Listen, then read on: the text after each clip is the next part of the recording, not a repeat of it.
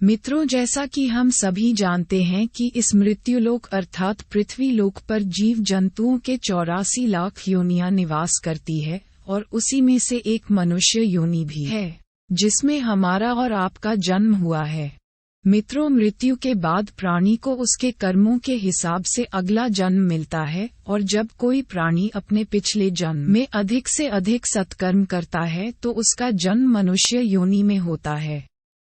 परंतु मित्रों, धर्मशास्त्र की माने तो अन्य सभी योनियों की अपेक्षा जीव को मनुष्य योनि में ही सबसे ज्यादा कष्ट भोगना पड़ता है।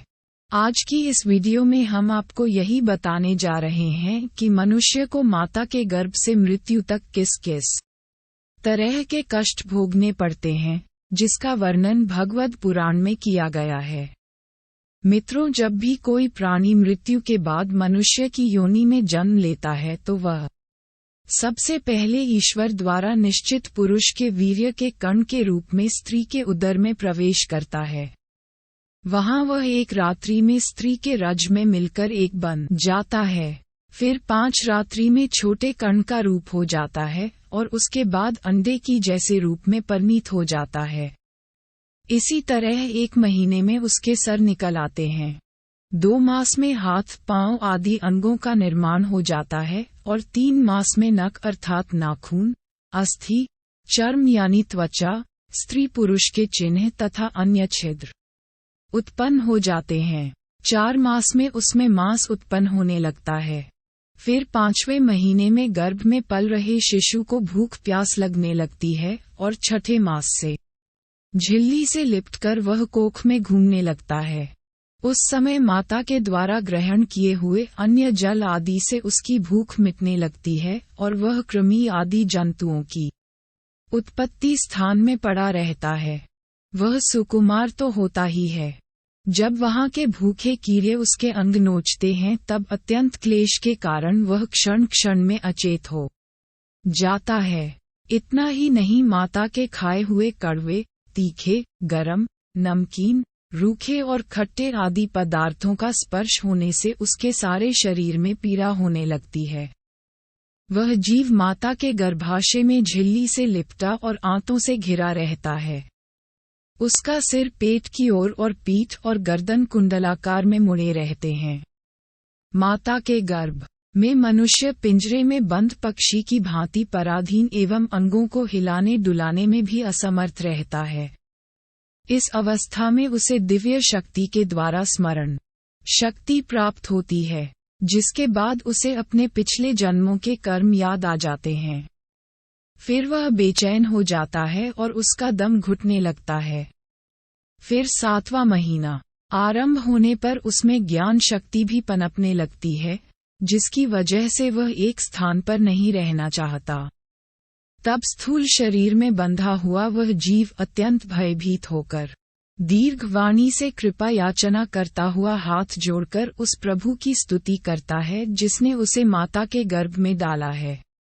माता के गर्भ में उपस्थित जीव प्रभु से यह याचना करता है कि हे प्रभु, माना मैं बड़ा अधर्मी हूँ, माना मैं बड़ा अधर्मी हूँ, माना मैं बड़ा अधम हूँ, मैं बड़ा पापी हूँ और आपने जो ये गति दिखाई है वह मेरे ही योग्य है। मैं शरीर से रहित होने पर भी देखने में पंच भौतिक शरीर से संबंध हूँ और इसीलिए इंद्रिय गुण, शब्दादि विषय और वेदाभास अर्थात अहंकार रूप जान पड़ता हूँ। इसके बाद भागवत पुराण में बताया गया है, देहधारी जीव दूसरी देह अर्थात माँ के गर्भ के भीतर मल मूत्र और रुधिर के कुएं में घिरा हुआ रहता है। उसके पाचन रस की ऊष्मा से गर्भ में मौजूद जीव का शरीर अत्यंत संतप्त होता रहता है। इन कष्टों के बारे में सोचते हुए जीव गर्भ से बाहर निकलने की प्रबल इच्छा लिए महीने गिन रहा होता है और भगवान से प्रार्थना करता रहता है कि हे भगवान, मुझ दीन को यहाँ से कब निकाला जाएगा। फिर गर्भ में मौजूद मनुष्य सोचता है कि पशु पक्षी आदि अन्य जीव तो अपनी मूल बुद्धि के अनुसार अपने शरीर में होने वाले सुख दुख आदि का ही अनुभव करते हैं, किंतु मैं तो भगवान आपकी कृपा से साधन संपन्न शरीर से युक्त हुआ हूँ। अतः आपकी दी हुई विवेक बुद्धि से अपने शरीर के बाहर और भीतर अहंकार रूपी आत्मा का अनुभव करता हूँ। भगवान, इस अत्यंत दुख से भरे हुए गर्भाशय में यद्यपि मैं बड़े कष्ट से रह रहा हूँ, तो भी इससे बाहर निकलकर संसार में अंधकूप में गिरने की मुझे बिल्कुल इच्छा नहीं है, क्योंकि उसमें जाने वाले जीव को आपकी माया घेर लेती है, जिसके कारण उसके शरीर में अहम बुद्धि हो जाती है और उसके परिणाम में उसे फिर इस संसार चक्र में ही रहना होता है। इसलिए वह भगवान से बार बार विनती करता रहता है कि वे उसे इस कष्ट से और सांसारिक मोहमाया से जितनी जल्दी हो सके उतनी जल्दी मुक्ति दे। फिर 9वें या 10वें महीने में जब मनुष्य अपनी माता के गर्भ से इस मृत्युलोक में आता है तो उसकी सारी स्मृति नष्ट हो जाती है। वह विपरीत गति को प्राप्त होकर बार बार जोर जोर से रोने लगता है। फिर माता पिता के द्वारा उसका पालन पोषण किया जाता है। शिशु अवस्था में जब मनुष्य को खाट पर सुला दिया जाता है तो उसे खटमल आदि जैसे कई कीड़े काटते रहते हैं, लेकिन तब उसमें शरीर को खुजलाने, उठाने अथवा करवट बदलने की भी सामर्थ्य न होने के कारण वह बड़ा कष्ट पाता है। उसकी त्वचा बड़ी कोमल होती है, इसलिए वह सिवा रोने के कुछ नहीं कर सकता। इसी तरह मनुष्य बाल्यावस्था के दुख भोगकर युवावस्था में पहुंचता है। इस समय उसे यदि कोई इच्छित भोग प्राप्त नहीं होता तो अज्ञानतावश उसका क्रोध बढ़ जाता है और वह शोकाकुल हो जाता है।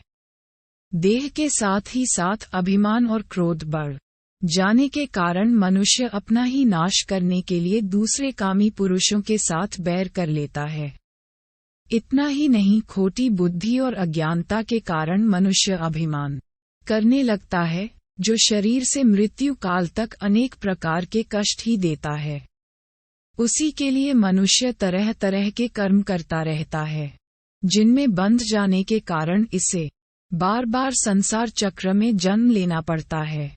इतना ही नहीं, मनुष्य योनि में जन्म लेने के बाद यदि किसी मनुष्य का भोगों में लगे हुए विषय पुरुषों से समागम हो जाता है और वो उसी का अनुगमन करने लगता है, तो पहले के समान ही वह फिर नौक योनि में जन्म लेता है, जिसके संग मनुष्य की पवित्रता, दया, वाणी का संयम, बुद्धि और इंद्रियों का संयम जैसे सद्गुण नष्ट हो जाते हैं। इसलिए भगवत पुराण में बताया गया है कि किसी भी मनुष्य को ऐसे लोगों के साथ मित्रता नहीं करनी चाहिए जो हमेशा स्त्रियों के साथ समागम में रत रहता हो। अशांत और मूर्ख अर्थात मूर्खों, क्योंकि जीव को किसी और का संग करने से ऐसा मोह और बंधन नहीं होता जैसा स्त्री और स्त्रियों के संगियों का संग करने से होता है। इससे जुड़ी एक कथा में बताया गया है कि एक बार परमपिता ब्रह्मा जी अपनी पुत्री सरस्वती को देखकर उसके रूप लावण्य से मोहित हो गए थे और उसके मृगी रूप में भागने पर उसके पीछे निर्लज्जता पूर्वक मृग रूप होकर दौड़ने लगे। इसलिए ऐसा कौन सा पुरुष हो सकता है जिसकी बुद्धि स्त्री रूपी माया से मोहित न हो। इतना ही नहीं, स्त्री रूपनी माया में इतना बल है कि वह अपने भरिकुटी अर्थात नयन से बड़े बड़े दिग्विजय वीरों को पैरों से कुचल देती है। जो पुरुष योग के परम पद पर आरूढ़ होना चाहता हो अथवा जिसे मेरी सेवा के प्रभाव से आत्मा अनात्मा का विवेक हो गया हो, वह स्त्रियों का संग कभी न करें, क्योंकि भगवत पुराण में ऐसे पुरुष के लिए नरक का खुला द्वार बताया गया है। जो मनुष्य अपने जीवन में स्त्री में आसक्त रहता है तथा मृत्यु के समय भी स्त्री का ही ध्यान करता है, उसे अगले जन्म में स्त्री योनि प्राप्त होती है। मनुष्य रूपी जीवन पाकर यदि कोई मनुष्य जिस किसी भी जीव की हत्या अपनी भौतिक सुखों को प्राप्त करने के लिए करता है, उसे अगले जन्म में उसी जीव की योनि में जन्म लेकर कष्ट भोगना पड़ता है। फिर मनुष्य की उम्र जब ढलने लगती है, अर्थात जब वह अपने जीवन के अंतिम पड़ाव में प्रवेश करता है, तो उसे इस जन्म में किए गए तब तक के कर्मों के हिसाब से इसी मृत्युलोक पर शारीरिक और मानसिक पीड़ा भोगनी पड़ती है। अर्थात यदि कोई मनुष्य अपने माँ बाप के बुढ़ापे में सेवा नहीं करता या फिर उसे घर से निकाल देता है, तो उसकी संतान भी बुढ़ापे में उसके साथ वैसा ही व्यवहार करती है जैसा उसने अपने माँ बाप के साथ किया था, और यह जीवन चक्र निरंतर चलता रहता है। और फिर जब मनुष्य मृत्यु शैया पर होता है तो उसे माँ के गर्भ की तरह ही एक बार फिर दिव्य शक्ति मिलती है, और उसे अपने कई जन्मों के कर्म याद आ जाते हैं, जिसे जानने के बाद मनुष्य पुनः विलाप करने लगता है और भगवान से बार बार विनती करता है कि हे प्रभु, इस कष्ट रूपी जीवन चक्र से मुझे कब मुक्ति मिलेगी? मैं ऐसा क्या करूं जिससे मुझे आपके चरणों में शरण मिल सके? उस समय वह अपने द्वारा किए गए बुरे कर्मों को याद कर बार बार रोता भी है। वह सोचता है कि मैं अपने कर्मों के बारे में अपने परिवार वालों को बता देता हूँ, किंतु वह ऐसा नहीं कर पाता। तब भगवान उसे कहते हैं कि तुम्हारे पास जब अच्छे कर्म करने का वक्त था, उस समय तुम लोभ, काम, क्रोध से आसक्त हो बुरे कर्म कर रहे थे, और अब जब तुम्हें कष्ट भोगना पड़ रहा है तो तुम मुझसे मुक्ति की आस करते हो।